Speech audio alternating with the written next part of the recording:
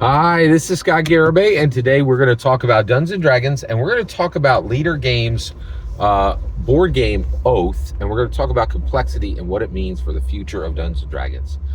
So this last weekend, I had a very unique experience. It was delightful. I really enjoyed myself, although it was stressful, and it took endurance. All right. It's interesting. That's something that would be stressful and that takes persistence would be enjoyable. That's pretty fascinating.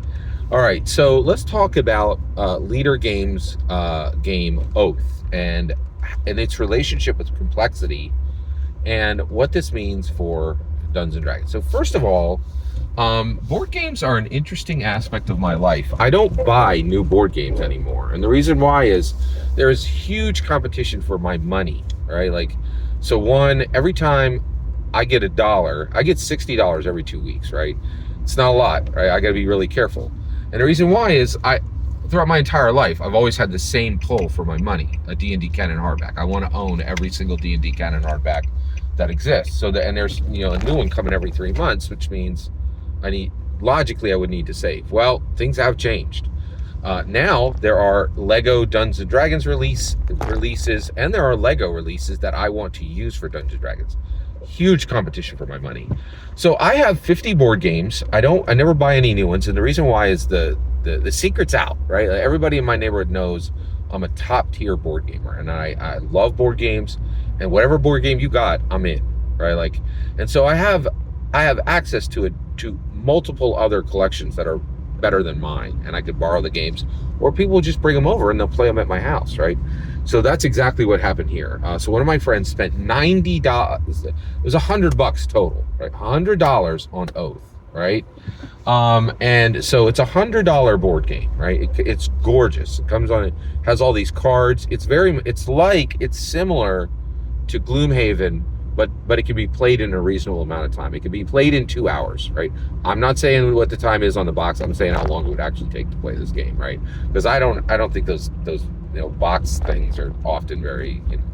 You need 2 hours to run this thing. It is outrageously complex. I've never seen anything like it before. In fact, Oath can really only be played by people who have mastered Root. Okay, so Leader Games made Root. It's literally a famous board game. It's so good. It's like, what if Fuzzy Cute Animals did World War II? That's Root. Okay, and basically, it's asymmetrical, right? So when you play it, so this is the entire point. Okay, let me explain the flow with board games. There's a lot of really unsmart. There's a lot of foolish. These people are very smart. There's a lot of foolish people who want to know how to win a board game the first time they play it. If you want to be able to win a board game the first time you play it, you are an utter ridiculous fool, right? Step back. Don't make any decisions step back. Look at your life. And do not make any decisions that require any wisdom, because you don't have an ounce of wisdom in you, right? If you think you can win a board game the first time you play it, you're a ridiculous fool. Okay? The first time you play a board game, you learn how to play it. You don't even start with tactics or strategies, right? And what you're going to see is you're going to see how to play this game. The second time you play it, you're going to see how to play it right, because you got a few things wrong. Okay? The third time you play it, maybe you have a chance of winning. Fourth time you play it, you can expect to win. All right? Oath is beyond this. Oath is like nothing I've ever seen. You have no ability to even understand the rules until you've played Oath 6 times. You're not even going to understand how to play, right? Then tactics and strategy start, and then you're going to start to learn how Oath actually connects to human history. Right? It deals with this issue of an oath keeper, a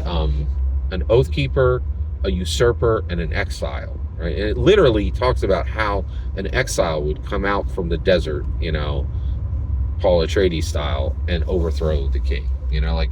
It's incredibly deep. It's asymmetrical, and it is complicated at a level you have no idea. All right. Now, what's fascinating about this is Dungeons and Dragons. We have this life. We have this thing in our lives now with Dungeons and Dragons where people think they know what Dungeons and Dragons is. You have no idea what Dungeons and Dragons is. Oh, God, Dungeons and Dragons is, I gather my friends around a table and we cut goblins in half and drink beer and eat pretzels. No, that's not what Dungeons and Dragons is. It's a human improvement engine that Gary set on the earth on February 7th, 1974. And what it really is about is fixing yourself, fixing everybody at the table, and then the echo of those fixes fixing human society, right? And where the reason why I'm so fascinated with Oath is this has finally arrived on the board game side as far as complexity wise, right? Actually, one thing that's a little sad about Oath is they have no idea what theme is, right? It's extremely poorly executed theme, right? The theme is just nonsensical. It's not even an attempt at a real theme, right? It's a gesture at fantasy, right? But it is profound from a rules perspective and a complexity perspective. And they've built something that would require somebody who had already mastered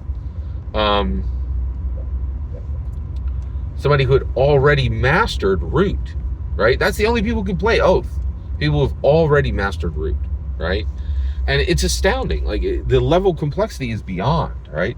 And Dungeons and Dragons is even beyond that, right? Dungeons and Dragons is like, you don't even understand what this thing is. You think it's a game.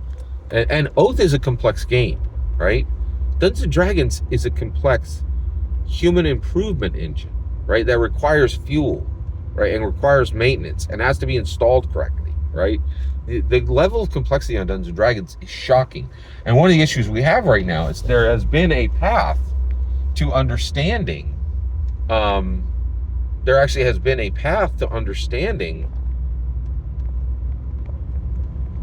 Oath, but there's literally really hasn't even been. My channel is the only path to actually understanding what Dungeons and Dragons is. No one else is even talking about it, right? A few people are starting to talk about it. I think Deborah Ann Woll is talking about it. I think Joe Manganiello is talking about it, right? There's a couple people who kind of get it, right? So it is starting to change, but the path is so narrow, it's so tight, and so rare.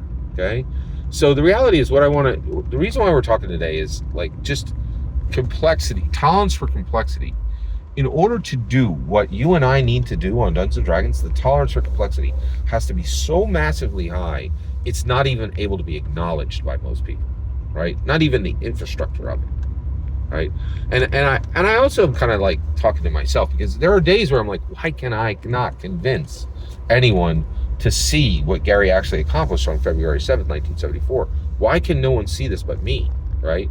And I think, and this is one of the reasons why, right? The complexity on D&D is so high, there isn't even any ability to like, most people can't even understand most people cannot even understand the infrastructure. It's just incredibly complicated. It really is shockingly complicated, right? If you get a chance and you're a dungeon master or a dragon master, you have got to play Oath. All right, now it's extremely expensive. And just so you're aware, a lot of FLGSs now have games that you can come in and play. Or you can go to a convention. I would not even suggest buying Oath, because finding people to play it is almost impossible, right? But you have to witness it. I think every dungeon master, every dragon master has to witness Oath. And I think playing Oath really helps us understand just the Herculean amounts of complexity that we need to do what I'm talking about, right? Every single word you just heard is my humble opinion. The important part is when I get to hear your humble opinion. When you get in the comments and send your traffic, please consider liking, subscribing, and have a fetch millennium.